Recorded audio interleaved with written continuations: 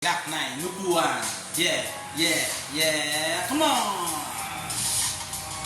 Kayo pong na nakaupo, subukan nyo namang tumayo.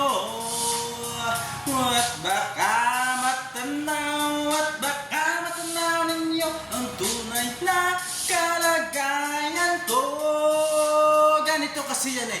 Taupunan ba kayo sa loob ng malaking bahay at malawak na bakuran, mataas na pinapaligiran, natakapila mga mahaling sasakyan, mga bantay laging bulong ng bulong, wala na makasal pero marami nakabarong, lumakas man ang ulan ay walang butas ng bubong, mga platututsaran na hindi kiltuto, ang kanin simputi, nagatas na sa kahon, kahit nandi Pasko sa lamesa ay mahyamo, sarap sigurong manirahan sa bahay, na ganyan sabi pa nila, dito rin matatagpuan ng taong nagmamayari ng isang upuan na pagkakataon pinag-agawan, kaya naman di niya pinakakawalan. Kung makikikita ko lamang siya kasi sigawan pong na nakaupo, subukan nyo namang tumayo.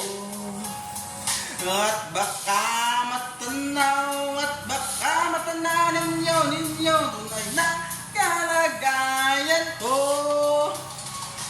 Mawang galang na po sa taong nakaupo nga nyo patakal bigis namin ay di puno. Manding-ding-ding bahay namin pinagtapik-taping yero sa gabi. Sobrang init tumutunaw na ng yelo na di kayang bili. Upang ilagay sa inumin pinakulong tubig sa lumatak uring-ulingon.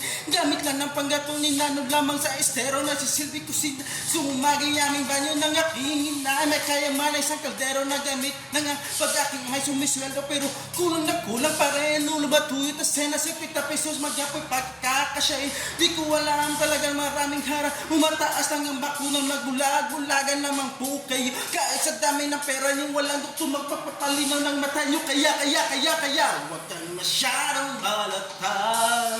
Bato sa langit ang matamang huwag magalit.